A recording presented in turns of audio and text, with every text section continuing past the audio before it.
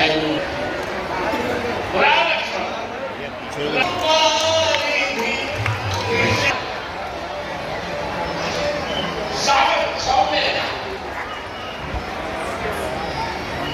maka saat dengan maksudnya bilang sebetulnya bahwa kami boleh